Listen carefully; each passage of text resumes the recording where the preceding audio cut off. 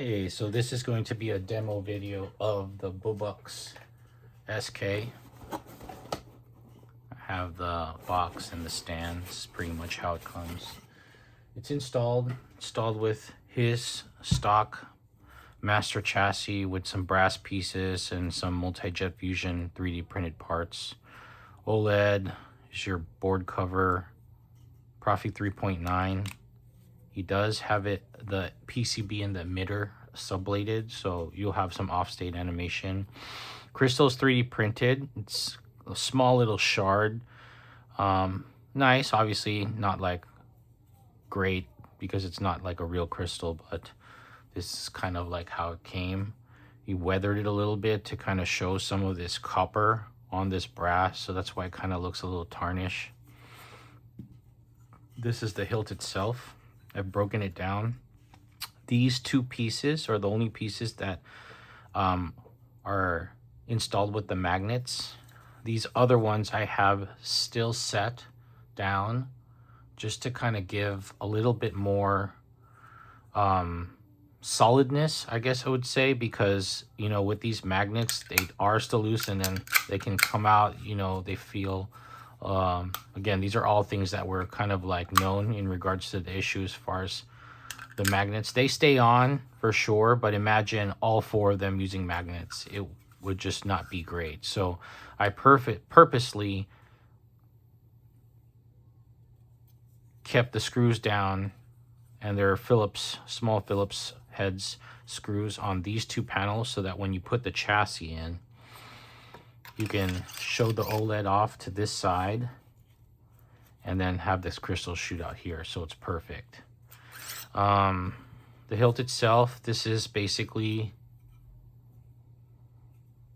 the collar for the blade emitter. You kind of have to do a lot of unthreading. It's smooth, you know, to pull this out. And essentially you're going to fit a 7/8 inch blade. There are two small retention screws that are 0.9 in size for your screws to lock down.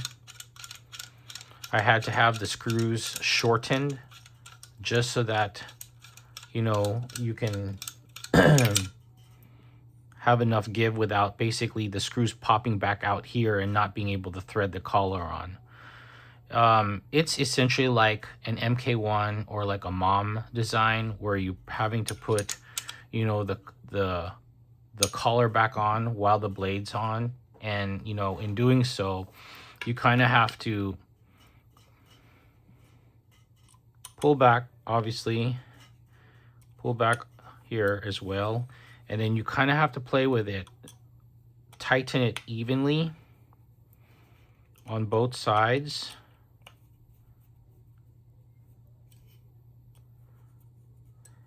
Just so that you have that, and then when you bring this collar on, you got to work at it. It'll be easy to kind of come down through here. At one point it'll get a little tight, and then you just kind of keep on feeding it through.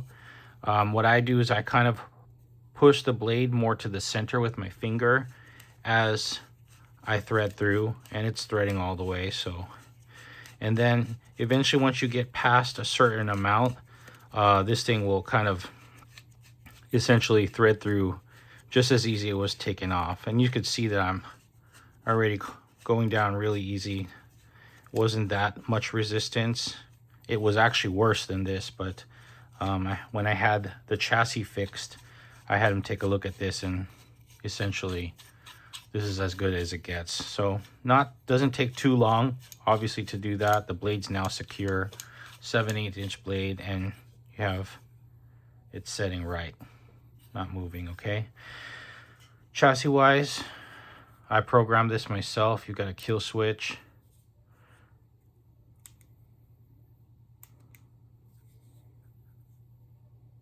all right, animation, PCB's lighting up, lights up in the off state too. Essentially how this was set up before, and I'll show you. This thing unthreads here, and essentially what you do have is, if it's thin waist right now, which why I like it like that, but if you wanted to make it a thick boy, you can basically put this collar on and thread this guy up into this portion, thread it up, and then essentially have this, you know, thick waist. I think it doesn't look as good, but you have that option.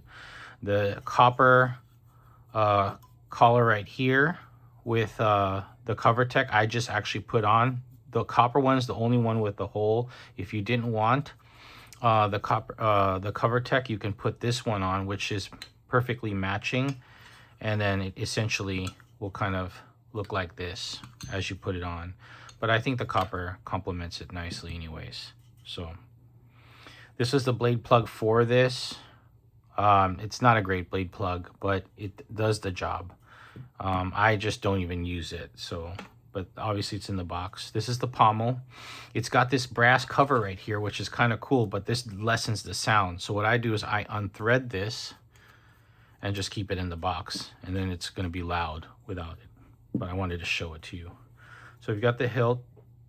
Now, with the original design, the PCB holder here had these little notches, and those notches matched up to the notches that were inside the wall of this so that you can lock it in place, but it was so bad. Flawed design, and it was bound for doom.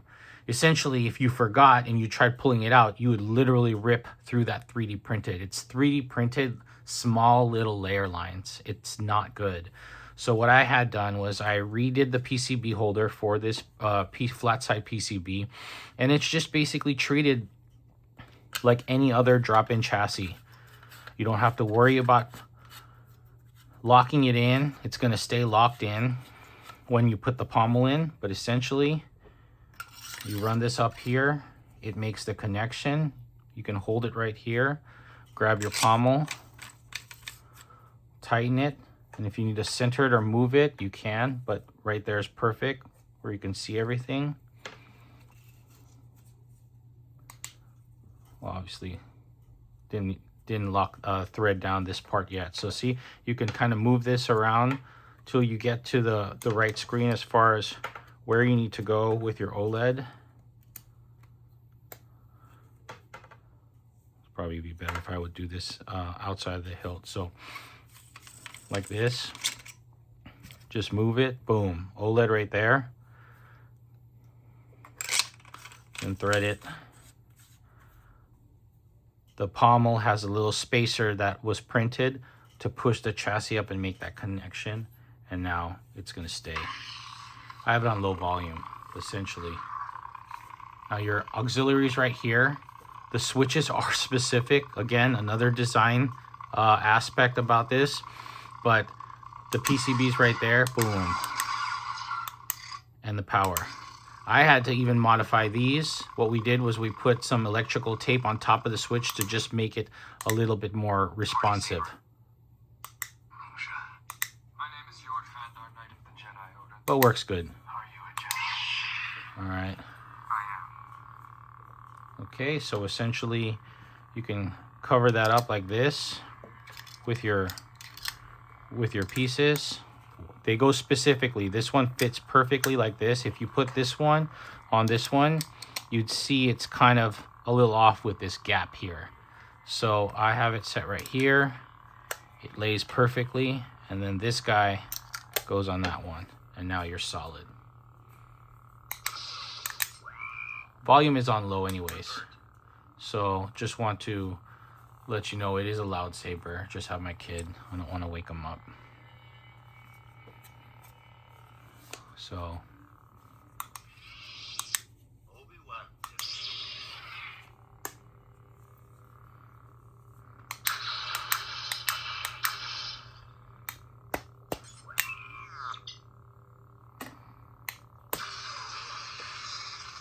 I'll probably set that so that you can just hold to Clash Unlock. I'll fix that in the config. I don't know why I have it set like that, where you have to push aux and hit the hilt.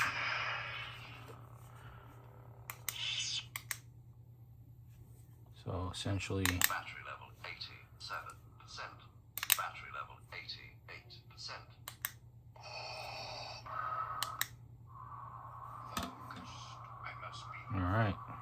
Let's try to do volume change. Again, very finicky here, but it is possible. Hold main, and then boom. Maximum volume. Exiting volume menu.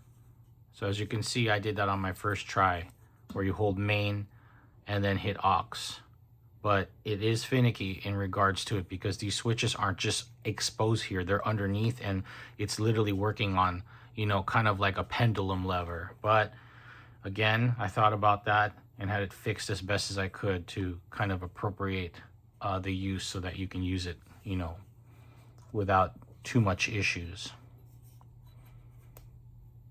This is it right here. We're on 11 minutes almost with the video, but I wanted to show it to you, brother, and see what you think. Definitely is nice as far as aesthetics. It plays the part. Supposedly the most accurate SK, quote unquote, game, whatever. And then this is the stand for it. This one specifically was number 40 out of 55 for the run. All right.